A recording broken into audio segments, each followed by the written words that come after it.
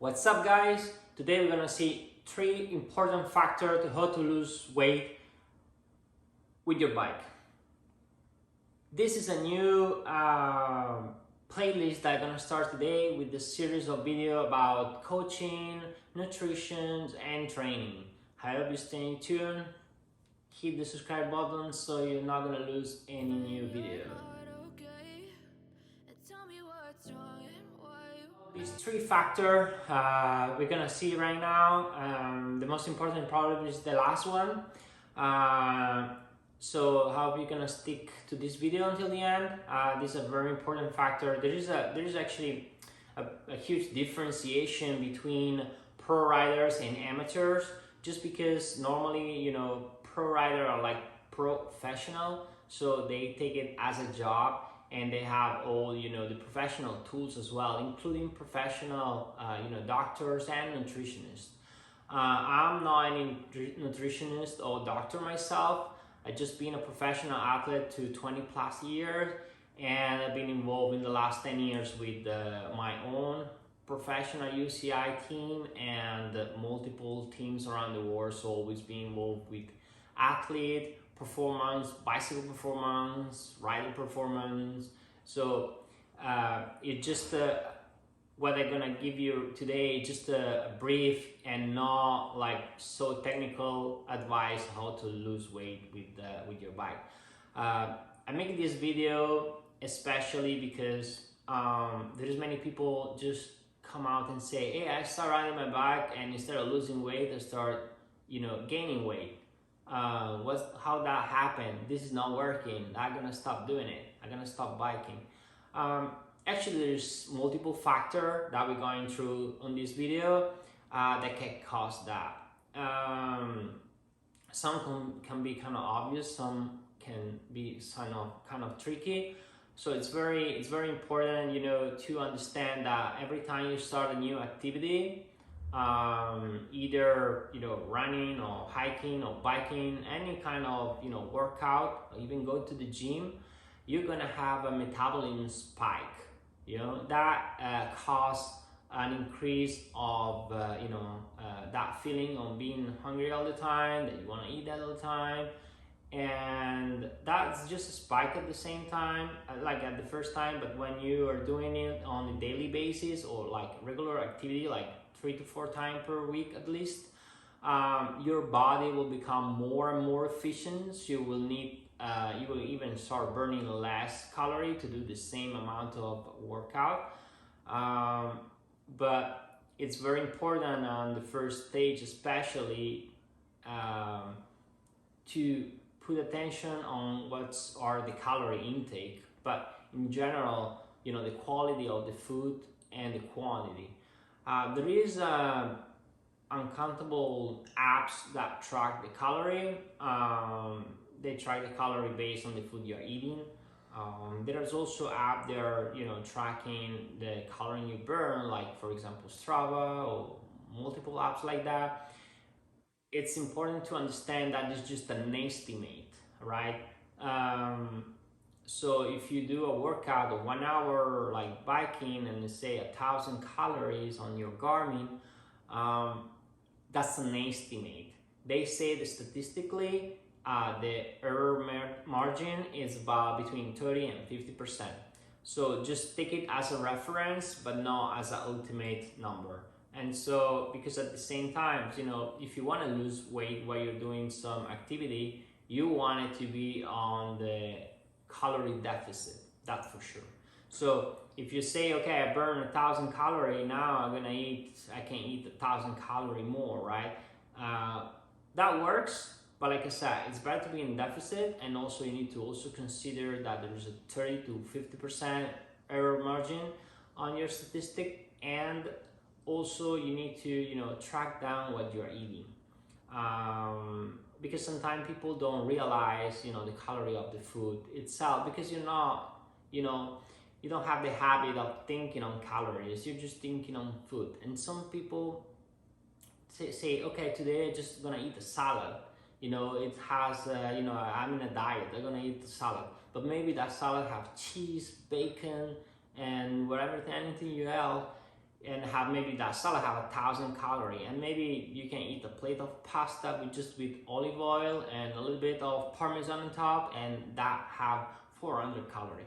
So you see, you need to put a really good attention on that.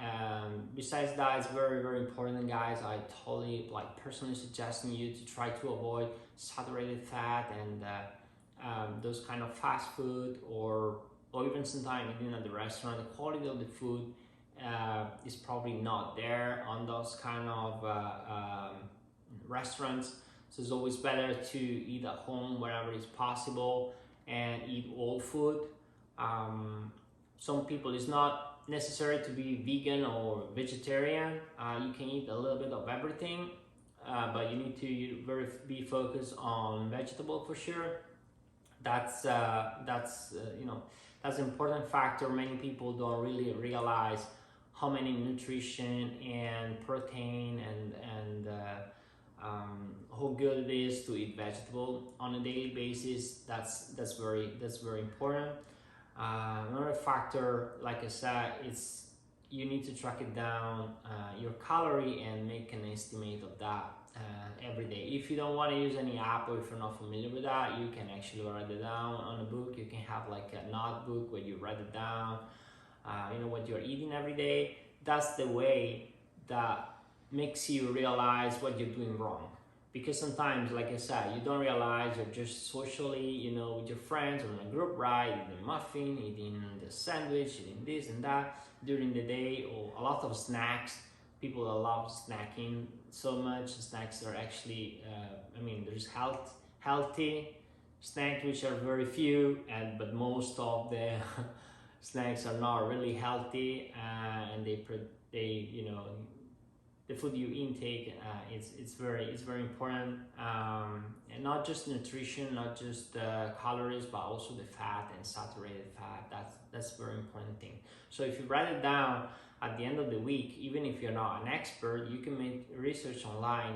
There's uncountable, you know, free research online where you can see, you know, the calorie of each food you eat during the day, and then even if you are in a deficit calorie per day, you want to, you know, avoid those, you know, food that are not healthy. The factor number 2 is the wrong diet. So eating pizzas, burgers, like every day and all day long. So this is stick a little bit to the previous point. I extended a little bit too much, but it's actually going to the point number 2, eating the wrong food. This is very important, not just for cycling, not for just losing weight, but for your overall health. That is it's an important factor, and you really need to put attention on your diet. That makes the whole difference in terms of losing weight or gaining weight on in your body. The third factor is that when you start, you know, like working out more often, it's very important to make the workout a habit. It's very important if you can make it every day, even just a little bit. Having no time is, everybody knows, it's not a right excuse. You're always gonna have time for yourself, because, you know, health and workout and trying to improve your, you know, cycling skill are very important for your health and for yourself. So you need to consider, if you put yourself on the scale, maybe the weight gaining is not about the fat, but they're probably about the muscle, depending also where you live. You have a lot of mountain, if you have a lot of climbs, you're actually gaining that muscle mass, and that's pretty heavier than the fat. Normally you're losing fat, you're burning calories, but you're gaining a little bit of muscle in your body, which is actually normally better looking. But every time you put yourself on a scale, you see the weight gain, and you actually don't realize that. But if you see yourself in the mirror, you see a huge gap. An important thing, and useful thing is to measure yourself. You can measure, with a ruler. You can measure your belly, your chest, your legs. So if you track those numbers on the weekly basis, or at least one time per month, you can understand, the progress of yourself. By eating better food, by exercising every day, you're already improving and increasing your overall energy, your mood, and it's very high recommended for sure. This is for whoever is just, starting working out, starting, approaching the cycling community. But otherwise, I always recommend, if there is any issue over there, if there is, some deficit or some any kind of disturb of or energy loss, please attend a professional nutritionist or a doctor where you can explain your situation and it can give you a specific advice for yourself. This is just a general video made for for everybody. Right now when the COVID hit, and it hit most of the people that they didn't have a healthy habit, or healthy food, or habit in general, not working out. So many people start in a good way, actually kind of positive about COVID. One of the very few positive things about it is that many people start working out, start being more cautious about health, about food, about exercising.